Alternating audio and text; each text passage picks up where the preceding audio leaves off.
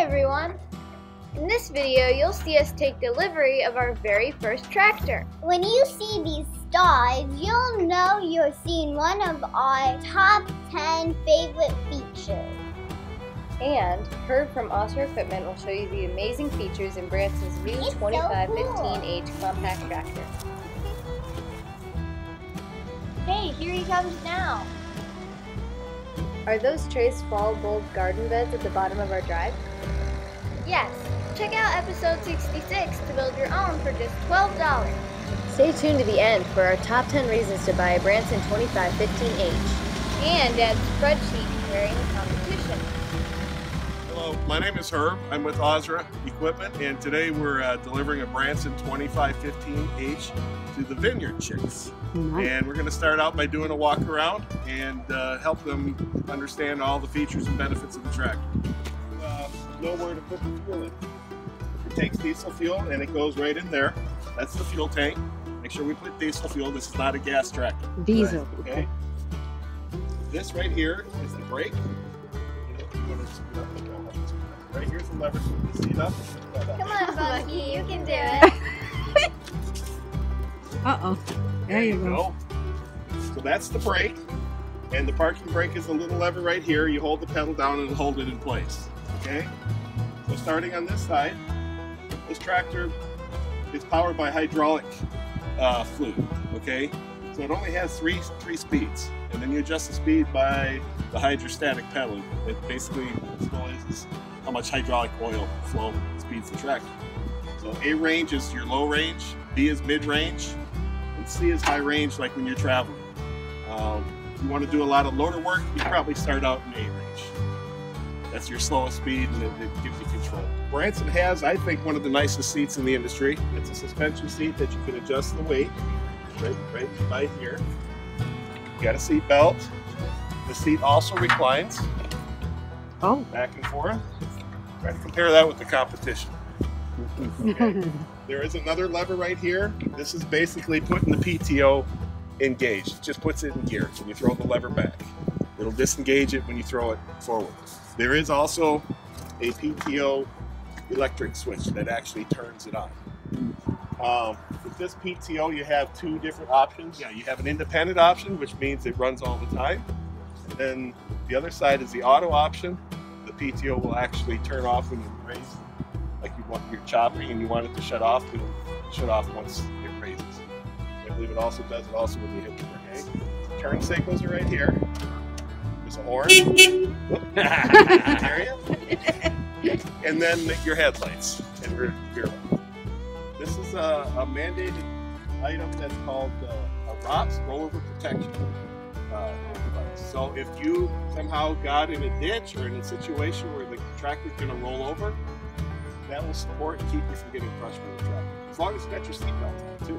Don't get thrown from the tractor. If you're still in the seat and it rolls over, it'll prevent you from getting crushed. It's over 7 foot high, so if you want to put it in the garage, then you need to take the pin out and angle it back and lock it in position. It goes back about 45 degrees. Can kids ride in the shovel? No, I wouldn't recommend riding in the bucket, only because I have a farmer friend where they did that and he fell out and got run over. Oh! MFWD means mechanical front wheel drive. Right now it's in the two wheel drive position. To put it into 4-wheel drive, you just push the lever down. Do it in a standing position, not on the fly. Yeah, you don't want to do it on the fly. There is another lever next to it. It's called a differential lock. The lever right there, what the differential lock does, it'll spin the other wheel. So it'll be a true 4-wheel drive. If you got the front spinning and push that down, all 4 wheels are spinning.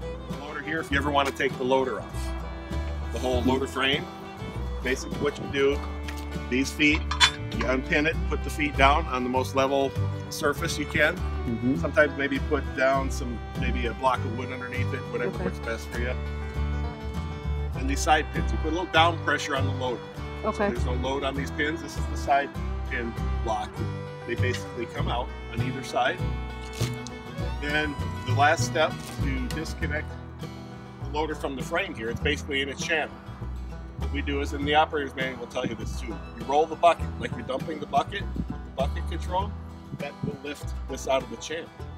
Basically lift it up, clear it, and then you have 4 hydraulic connectors right here to disengage the hydraulics. Once you've done all that, just don't forget about that, because if you leave it on there, you'll slam the motor inside of it. Oh. So once you have those disconnected, you can back away from the loader. And when you ever need to hook up again, you just drive into it and hook everything back up.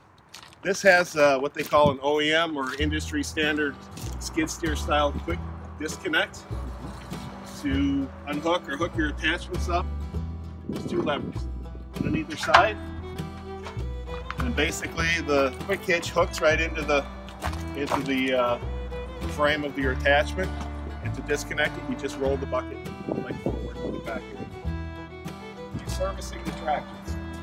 Like you want to check the oil, check the fuel, everything's in one location here where you don't have to lift the hood. Behind here you have the oil filter, the fuel filter. You can also see the sump there in case you get water in there. You can drain the water out. It'll be milky colored if it's got water in it. And then your dipstick is right here. This little yellow hook right there is your dipstick. When you're doing loader work and you want to know if the bucket's level with the ground, like the cutting edge, this is a bucket level indicator. And that notch is in that groove there. That basically telling you your bucket is level with the ground. Whew, that's a great feature. Branson, I think, makes a nice brush guard. This basically keeps sticks and limbs and all that stuff from breaking your headlights. The lever to open the hood is right here.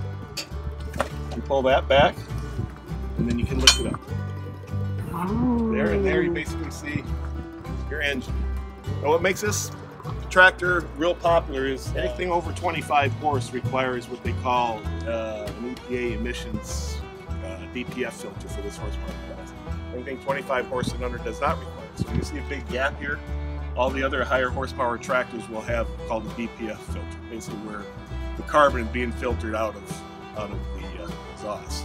As you can see here, the battery right out front, accessible. This is your hydraulic transmission cooler. Radiators back here with a screen that can be cleaned. If the screen gets debris on it, you can pull it out, lift the loader up, and pull it out the side, and clean it off. So it prevents the radiator from getting clogged. And then your air filters. This is basically a 3-cylinder diesel. We're about 24.7, just under 25 horsepower. And it's non-electronic. It's a mechanically run engine. Very simple. A lot of people like to work on these things. There's no computer hooked up to it or anything like that. I'm told too that this engine is designed by Cummins. And just to give you a little background, the parent company that manufactures this tractor is pronounced Kubota Machinery, and they're in South Korea. That is the parent company manufacturer. And then they are majority owned by another tractor company called TYM out of South Korea. So you got those 2 companies working together providing their own product. All right, so we'll close this up, walk over this way. This is the loader control. You want to use the loader, up is down, down is up. There's a feature called float control.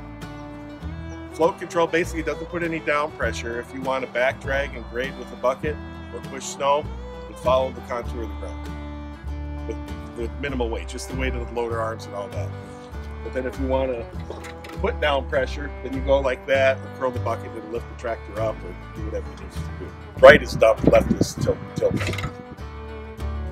Here's your hydrostatic pedals, your forward and reverse pedals. And what Branson does with their hydrostatic system is called Hydromax.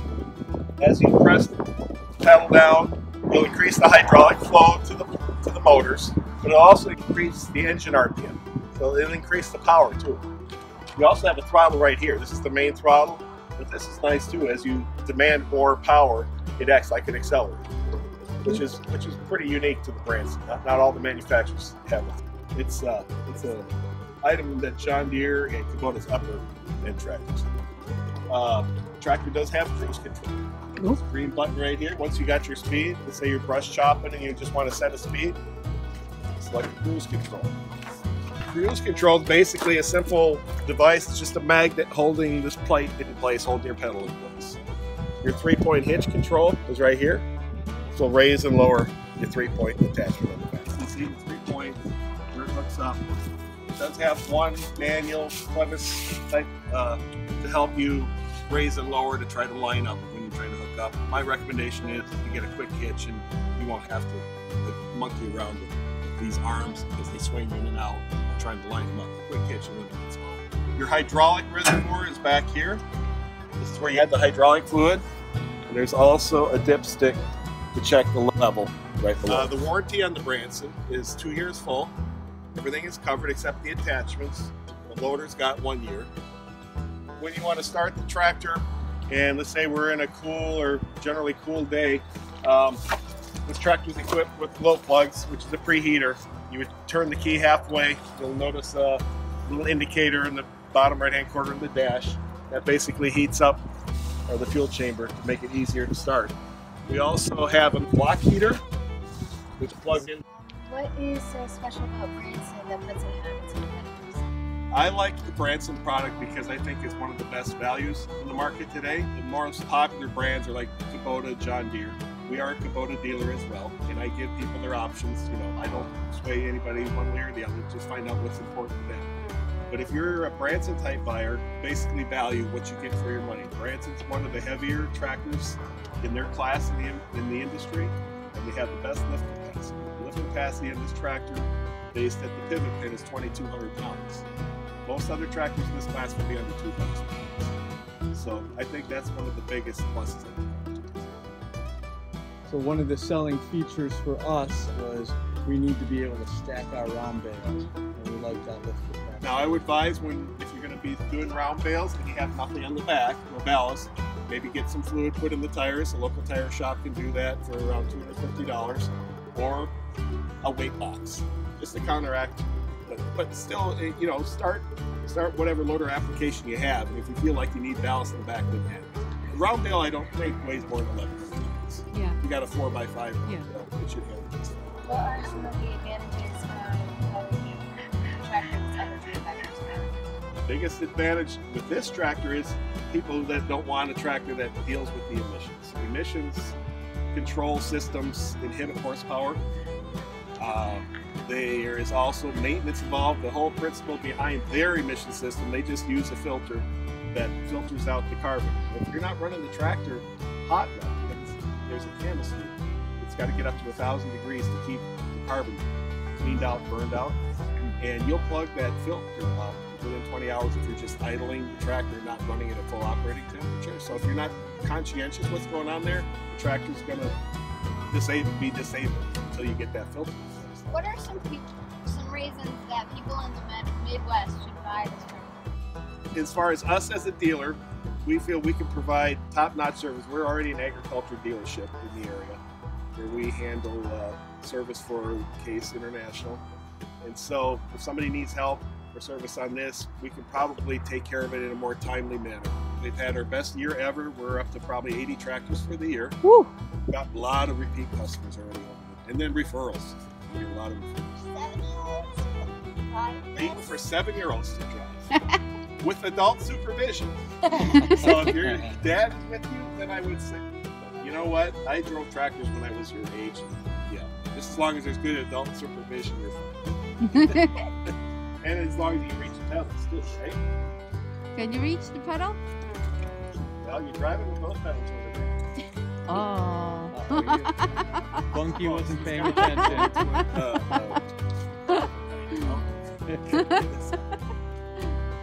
So, did you catch our top 10 favorite features? Well, here's a quick recap.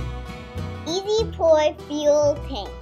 A 3-speed transmission, reclining suspension seat, Quick connect shovel. easy access servicing, loader level indicator. Hydromax gas pedal. You save thousands of dollars. Stability best in class. 2,200 pound lift capacity.